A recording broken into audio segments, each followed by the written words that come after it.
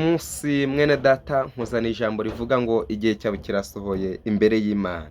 Igihe cyawe kirasohoye imbere y'abanzi bawe. Uyu munsi nawe urabona ineza y'Imana.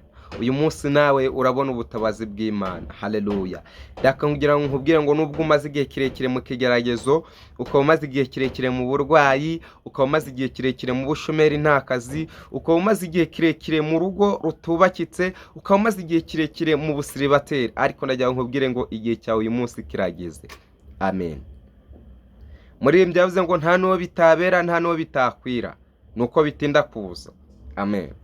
Zakariya yahuye n'ikigeragezo cyo kutagira umwana, ariko aho igihe kibe gisohoye Imana imuha umwana, amahanga yose yirahira, abantu bose bamenya ko yahawe umwana n'Imana. Amen. Nubwo byaba bikomeye bite, ariko igihe cyawe kirasohoye mu izina rya Yesu. Urugamba urimo kurwana si urwawe, urugamba urimo ni urw'Uwiteka. Reka Uwiteka kurwanirire kandi ureke Uwiteka kuneshereze. Uyu munsi nubwo abana bitagenda neza, ariko Uwiteka nakurwanira biremera mu izina rya Yesu. Reka dusangire ijambo ry'Imana riri mu gitabo cya Luka igice cya mbere guhera ku murongo wa 8 wumva icyo Imana ivugana nawe. Ariko ndagira ngo nkubwire ngo igihe cyawe kirasohoye mu izina rya Yesu. Haranditse ngo nuko ubwo Zakariya yari agikora umurimo w'ubutambyi imbere y'Imana, kuko umugabane we wari utahiwe n'igihe cye. Amen. Ndagira ngo nkumenyeshe ngo umugabane wawe uratahiwe mu izina rya Yesu. Umugabane wawe urabonetse. Amen. Umugabane wawe urawuhawe uyu munsi. Nimba ari umwana wari warabuze, uyu munsi uramuhawe. Nimba ari akazi wari warabuze, uyu munsi uragahawe. Nimba ari amafaranga wari warabuze, uyu munsi urayahawe. Nimba ari urugo wari warabuze, uyu munsi uraruhawe kuko umugabane wawe uje. Nimba ari uburwayi umaranye igihe kirekire, uyu munsi umugabane wawe urabonetse. Amen. Lazaro yigeze agirirwa ubuntu n'Imana, umugabane we uratahiwe, maze Yesu anyurayo. Amen. Yesu agezeyo ntabwo yakanzwe nuko Lazaro maze igihe kirekire apfuye, ntabwo yakanzwe nuko Lazaro yanutse. Oya. Ahubwo Yesu cyari kimuzanye ari ukuzura Lazaro. Ikintu kizanye Imana ku buzima bwawe ni ukuzura ibyari byaraboze. Ikintu kizanye Imana ku buzima bwawe ni ugukangura ibyo abantu bari bazi ko bizarangiye. Nubwo abantu bazi ko ubuzima bwawe bwarangiye, nubwo abantu bazi ko utakibyaye, nubwo abantu bazi ko utagishatse, nubwo abantu bazi ko utacyubatse urugo ngo rukomere, ariko ndakubwira ngo umugabane wawe utahiwe, igihe cyawe kirageze mu izina rya Yesu. Abanyegiputa bari bazi ko bafasha Abisiraheli bugwate, ko nta mana cyangwa nta bundi bushobozi bazabona bwo kubacungura, kuko nta mbaraga zindi bagifite.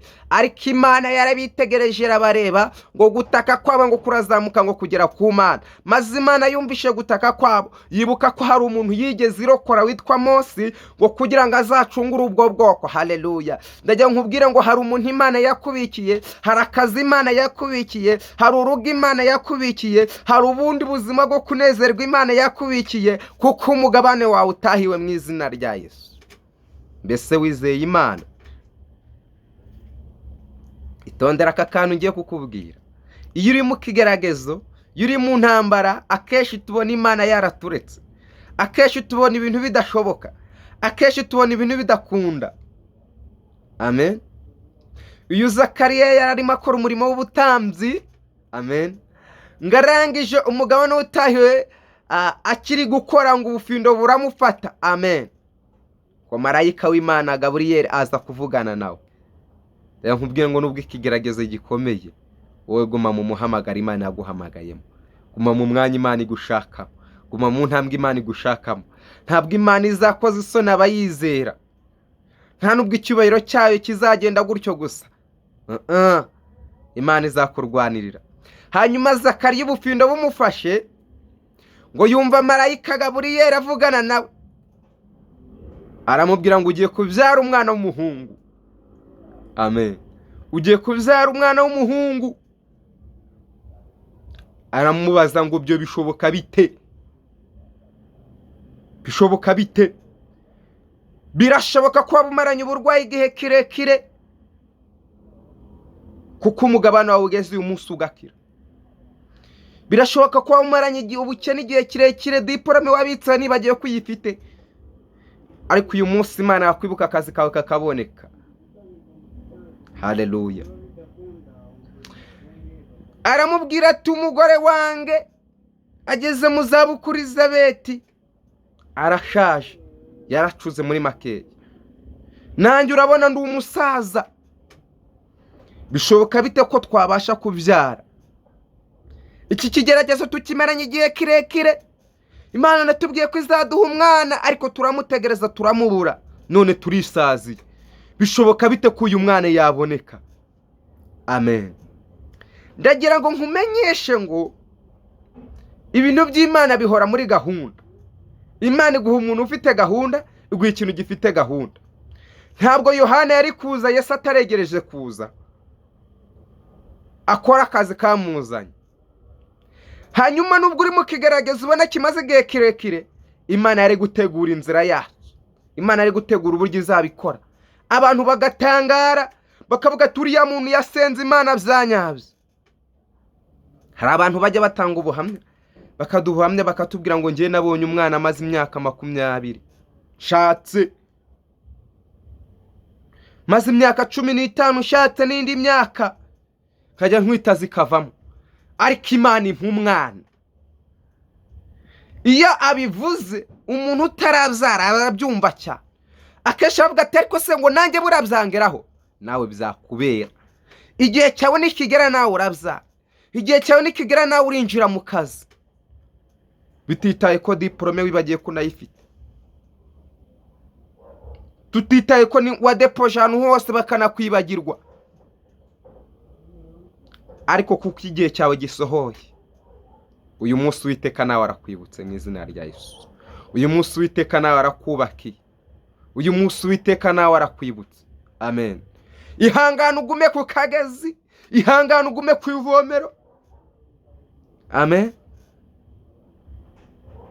Ahangaha barakubwira ngo Zakariya yagumye gukora umurimo w'ubutambyi, ngo ubufinde ngakomeza yuzurana n'Imana, ngasabana n'Imana, ngo igihe gisohoye Imana yohereza marayika aramubwira ngo igihe kirageze ngo nawe ubone umwana, igihe kirageze nawe ukwikire mama, igihe kirageze nawe ushake mukobwa, igihe kirageze nawe ubone ubuzima mubyeyi.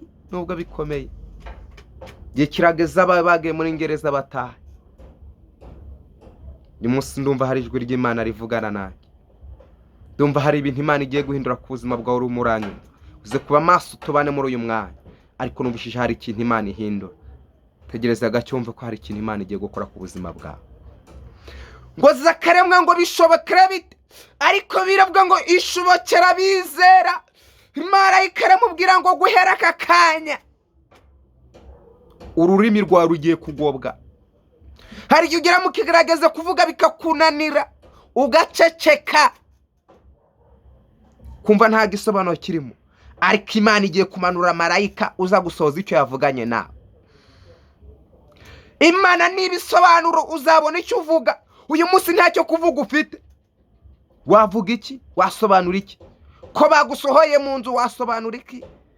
Ko ku kazi udepoza ukadepozana n'abandi wakinjiramo, wamara iminsi 3 4 bakakwiruka, wavuga iki? Ariko Imana nikora iby'imbaraga, Imana niguha akazi ugasinya kontara ukamara imyaka 2, nawe uyu munsi bizasobanuka. Rero nkubwira ngo ntabwo Imana yakwibagiwe, ntabwo Imana yakureka, ntabwo Imana izagusiga, ntabwo Imana izagutererana. Ahubwo Satani arashaka kukwereka ko bidashoboka, ariko imbere y'Imana birashoboka. Bibiliya ivuze ngo iki? Kuko wangiraho umugisha ukamenya izina, kuko wagize umugisha ukamenya Imana n'ikiragikora. Igihe gisohoye